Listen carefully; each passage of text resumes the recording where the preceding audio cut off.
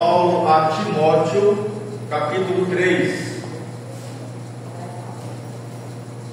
Cumprindo que nós estamos no desafio do mês de lermos 1 Timóteo, 2 Timóteo e Tito, nós vamos estar na mensagem hoje em 1 Timóteo, capítulo 3, do verso 14 até o verso 16. Verso 14 até o verso 16.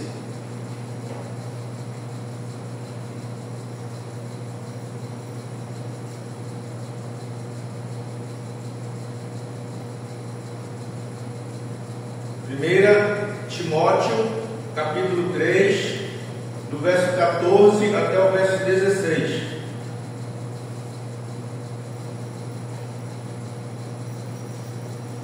Diz assim a palavra do Senhor: escrevo-te estas coisas, esperando e ver-te em breve, para que, se eu tardar, fiques cientes de como se deve proceder na casa de Deus, que é a igreja do Deus vivo, coluna e baluarte da verdade.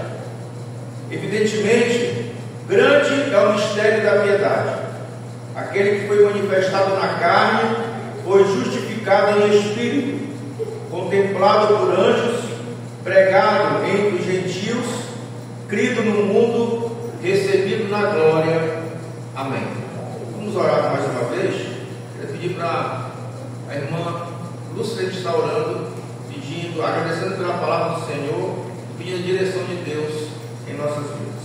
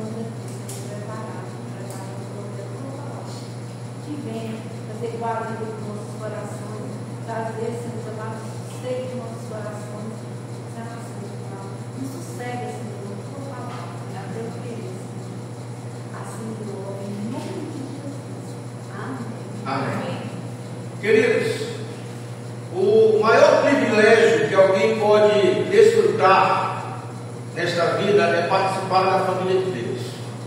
A igreja é a família de Deus. E ser membro da família de Deus não é algo irrelevante ou que possa ser desprezado. A igreja, queridos, é plano de Deus para o mundo. É plano de Deus na vida de um homem e de uma mulher. E a pessoa que diz, eu não preciso de igreja, ela pode ser considerada uma pessoa soberba, uma pessoa ignorante.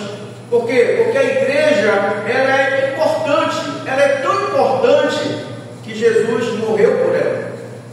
Cristo não apenas amou a igreja, Ele se deu, Ele deu a sua vida por ela.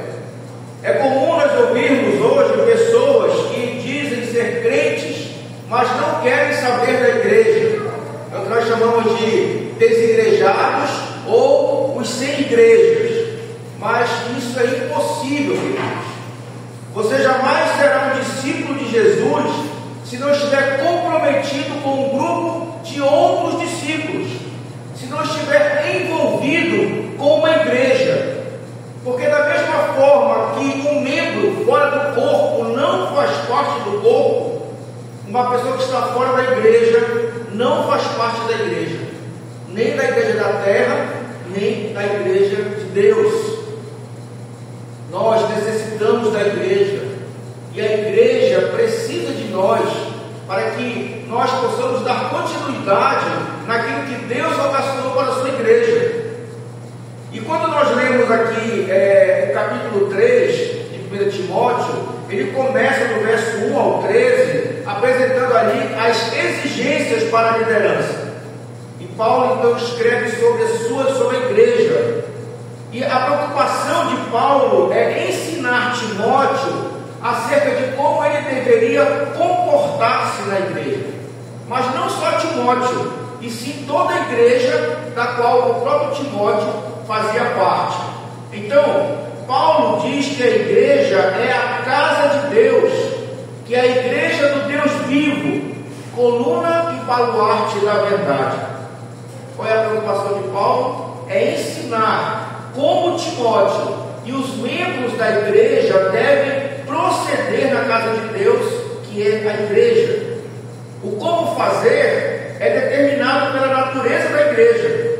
Por isso eu quero trazer a mensagem dessa noite sobre o tema o que é a igreja.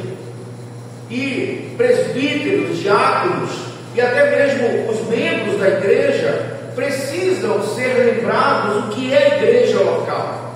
E neste pequeno parágrafo que nós lemos, Paulo apresenta aqui 3 retratos desta igreja. Primeira coisa, ele diz que a igreja é a casa de Deus. Queridos, a expressão casa de Deus está ligada à igreja local. Neste caso aqui, Paulo está se referindo a Éfeso, onde Timóteo estava ali encarregado de instruir e organizar aquela igreja. E casa de Deus não é um prédio, não é uma construção, não é um edifício, porque podemos até lembrar que naquele tempo, irmãos, não existia um templo, não existia um local específico para culto a Deus.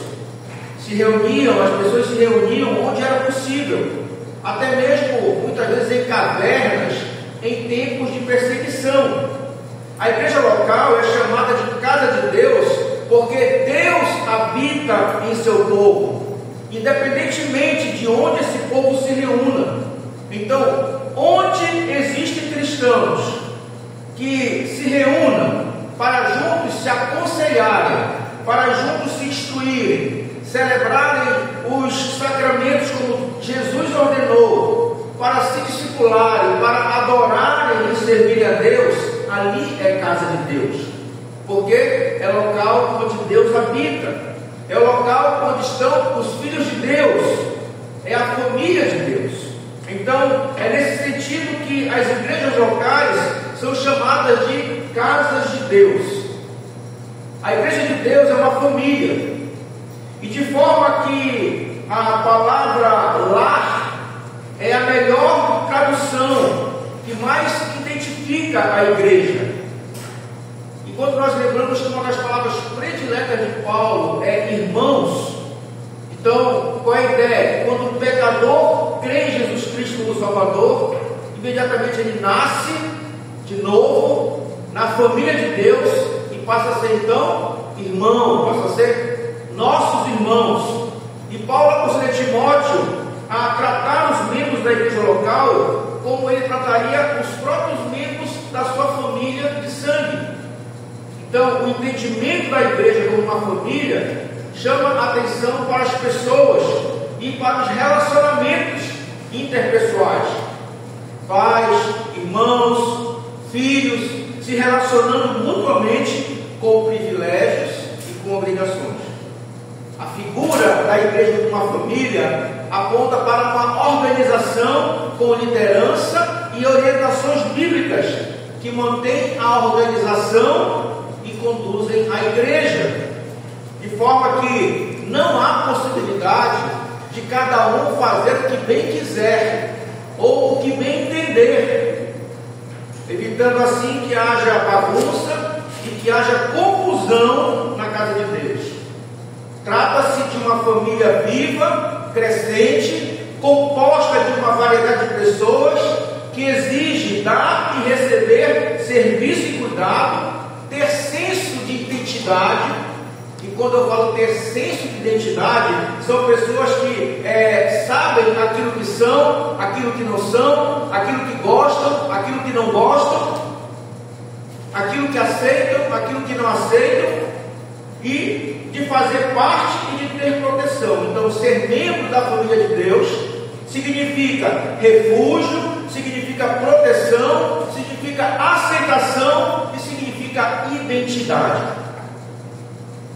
E uma vez que a igreja local é uma família, precisa ser o quê? Alimentada. E o único alimento que pode nutrir verdadeiramente os seus membros e levá-los ao crescimento espiritual é a palavra de Deus.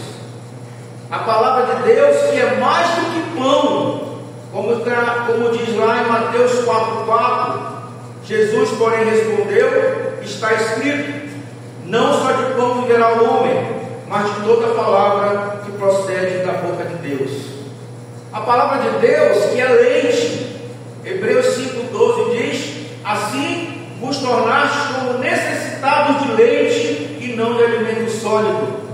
A palavra de Deus, que é mel, que lá no Salmo 119, verso 103 diz: quão doces são as tuas palavras ao meu paladar, mais que o mel à minha boca.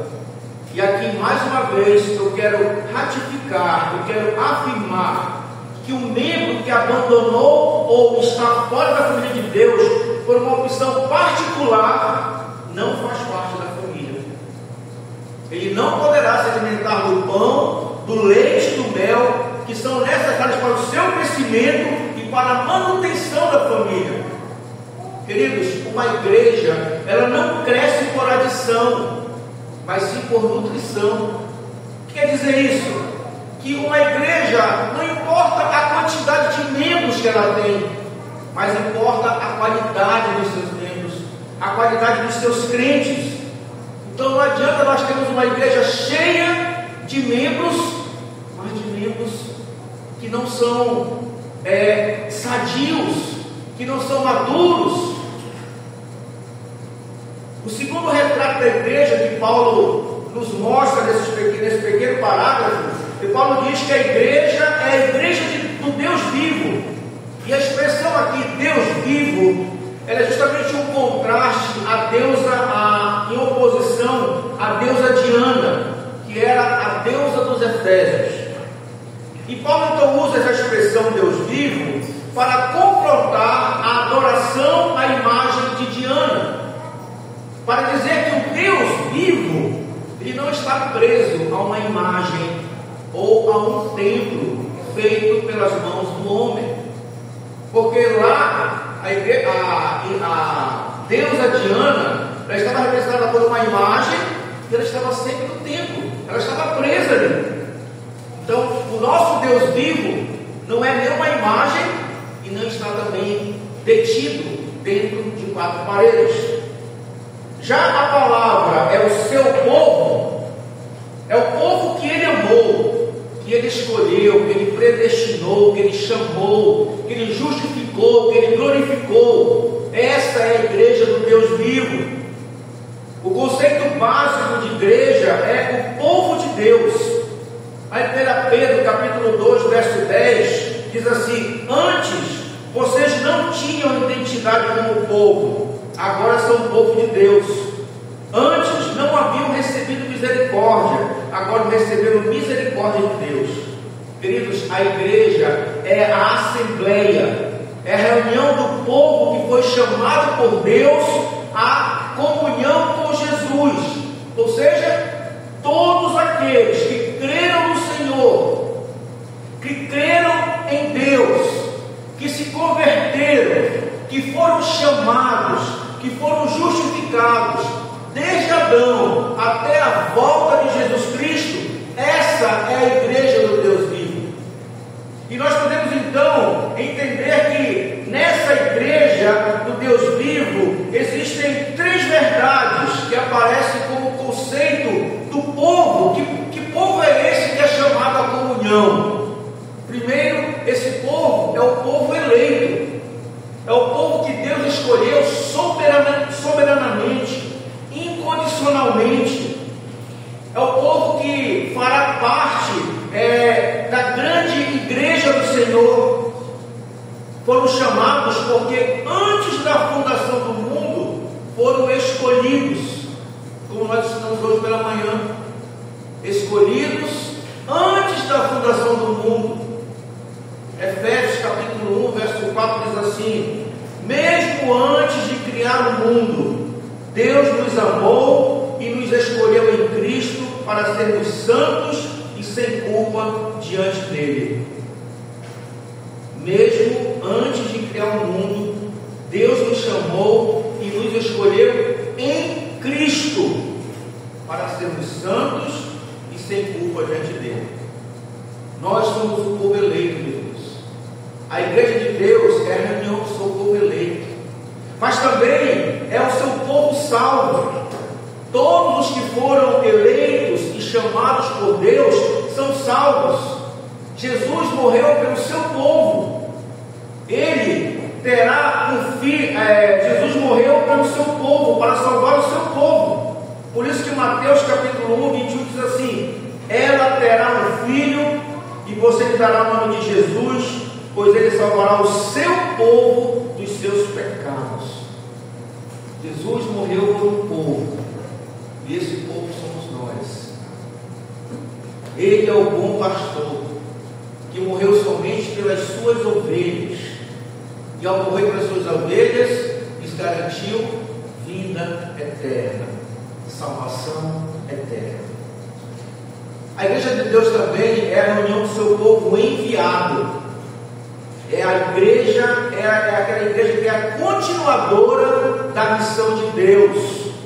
João 20, 21 diz o quê? Disse-lhes, pois, Jesus outra vez: paz seja convosco. Assim como o Pai me enviou, eu também vos envio. E somos enviados para quê? A missão da igreja é pregar o Evangelho a todas as nações da terra. A igreja do Deus vivo. E de onde é que vem esse entendimento? A igreja do Deus vivo. Esse entendimento vem lá de Daniel, capítulo 6, verso 26, que diz o quê? Faço um decreto pelo qual, em todo o domínio do meu reino, os homens tremam e temam perante o Deus de Daniel, porque ele é o Deus vivo e que permanece para sempre. O seu reino não será destruído e o seu domínio não tem fim. Isso aconteceu quando o rei Dario mandou jogar Daniel na boca dos leões, e Deus deu livramento para ele. Então Deus reconhece que o Deus de Daniel é o Deus vivo. Ele é o Deus vivo, porque ele é o único que verdadeiramente existe. Ele é o Deus vivo que se revela, ele se dá a conhecer aos homens. Quando Pedro recebeu a revelação divina, ele disse: tu és o Cristo, Filho do Deus vivo, lá em Mateus 16, 16. Tu és o Cristo, Filho do Deus vivo. Quando alguém se converte, ele abandona os ídolos e passa a servir o Deus vivo e verdadeiro. Ele é o Deus vivo que habita e vive com o seu povo. Deus habita, vive e anda com o seu povo. Em resumo, a igreja do Deus vivo é o povo que ele salvou e mora nele. E por fim, então, Paulo diz que a igreja é a coluna e baluarte da verdade. Queridos, coluna e baluarte são dois elementos da construção. Então, quem é construtor sabe que a função de uma coluna e de um baluarte. A coluna é o pilar de sustentação que mantém o telhado em pé. E uma outra função da coluna também é trazer beleza, né? Trazer da beleza à construção. Baluarte é um suporte ou apoio, tal como uma viga que dá estabilidade e sustentação a um prédio. Talvez Paulo tivesse usado essas formas, né? Talvez Paulo tivesse usado em mente essas belas construções da cidade de Éfeso. Quase todas as grandes construções, as belas construções, eram sustentadas por fortes colunas. E só como curiosidade, o próprio templo da deusa Diana, ele tinha 127 colunas, de 18 metros de altura cada uma. Então você imagina quanta oponência isso? Você vê um prédio que tem 127 colunas com 18 metros de altura e mais, todas eram de mármore, algumas delas revestidas de ouro, outras com pedras preciosas incrustadas nelas. Então, com estas figuras que Paulo usa de coluna e baluarte, o que é que Paulo está nos ensinando? Ensinando verdades básicas sobre a igreja. A verdade é a base da igreja. Ela está fundamentada na verdade, construída sobre a rocha que é Jesus Cristo. Não existe outro fundamento para a igreja que não seja a verdade. A verdade é a vida da igreja. A igreja, ela vive na verdade, depende da verdade, ela não pode existir sem a verdade.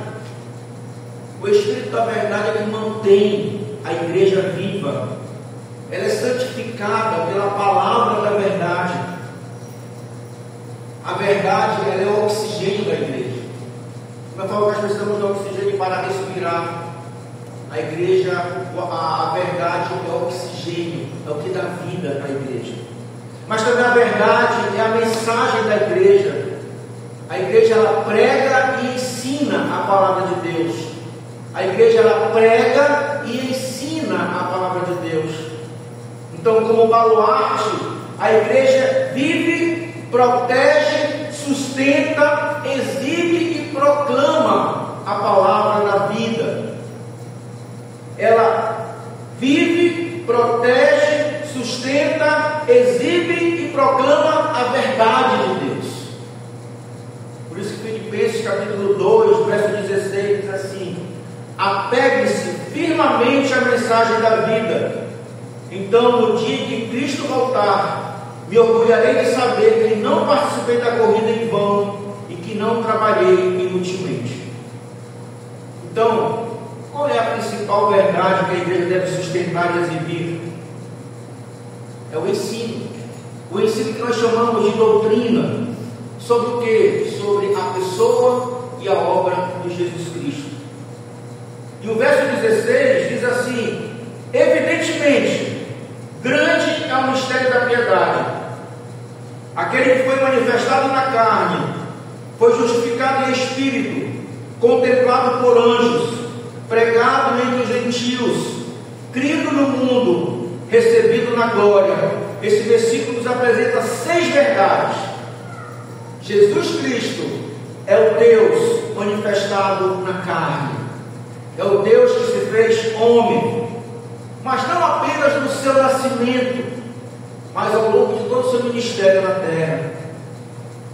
Ainda que o seu povo, como nação, o rejeitou, Jesus Cristo foi justificado em espírito, pois o Espírito Santo lhe deu o poder de fazer milagres e até de ressuscitar dentre os mortos.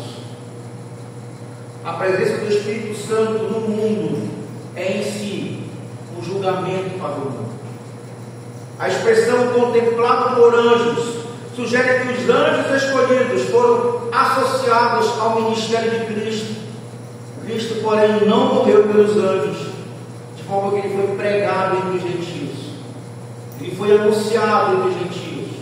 Por isso nós estamos aqui hoje, porque nós somos os gentios que foram salvos pela pregação da verdade de Jesus, pregado entre os gentios. Isso então nos traz à memória a ordenança que o Senhor deixou para a sua igreja, de levar o Evangelho até os confins da terra, onde ele é crido no mundo. Essa é a ideia, levar o Evangelho por toda a terra, para que ele seja crido em todo o mundo. E na subida aos céus, ele foi recebido na glória. E um dia, ele voltará a fim de buscar a sua igreja para participar dessa glória por toda a eternidade. Irmãos, que desafio emocionante! Chega a se arrepiar enquanto nós paramos para ver que esse é o nosso desafio para como igreja local, para nós, congregação, o desafio de dar o testemunho de Jesus Cristo. Para quem? Para os pecadores, para aqueles que estão perdidos. Onde? Ao nosso redor, ao mundo afora. Esse é o desafio, esse é a proposta de Deus para a sua igreja. A igreja ela deve pregar Jesus Cristo. E pregar o quê? Que Ele é a verdade que liberta.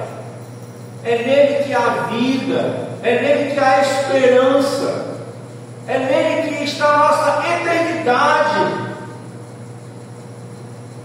Concluindo, irmãos, eu quero fazer algumas perguntas para nos levar a uma reflexão.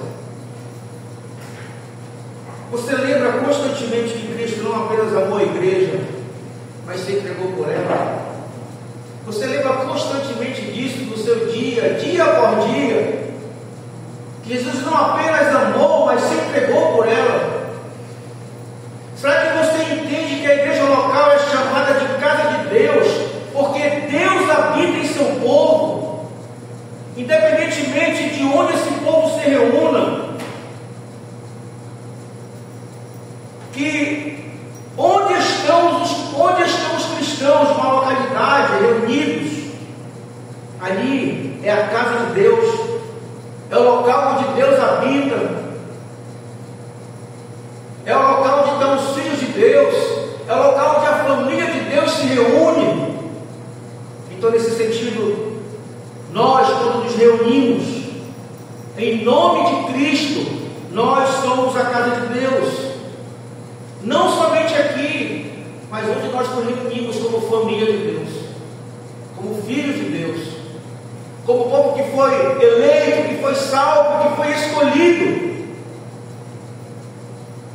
Será que você lembra que, como a reunião do povo que foi chamado por Deus à comunhão de Jesus, nós somos aqueles que creram no Senhor Deus, que se converteram, que foram chamados, foram justificados desde Adão até a volta de Cristo, e por isso nós somos a igreja do Deus vivo, que a igreja, sendo coluna e baluarte da verdade, nós devemos sustentar nossa vida na verdade, a verdade que a rocha é Cristo, que nós não podemos nos fundamentar em outra coisa que não seja a verdade de Deus, que sem a verdade a igreja não pode existir. A igreja não pode existir em mentiras, em falácias, em hipocrisias, em falsidades. Que a verdade é o oxigênio que mantém a igreja viva. Irmãos, o que é a igreja para você? Como é que nós temos vivido como igreja? O que é que nós temos testemunhado como igreja? Será que nós temos vivido como povo eleito, salvo, enviado? Pare para pensar, pare para refletir nisso. Até antes dessa pregação, o que é a igreja para você? E o que é a igreja para você agora? Eu quero lembrá-los que nós somos a igreja do Deus vivo, que Ele salvou e que habita em nós. Que o Senhor nos abençoe, e a Ele não somente a Ele toda a honra, toda a glória, todo o louvor. Amém. Vamos orar, convido todos a ocupar suas casas.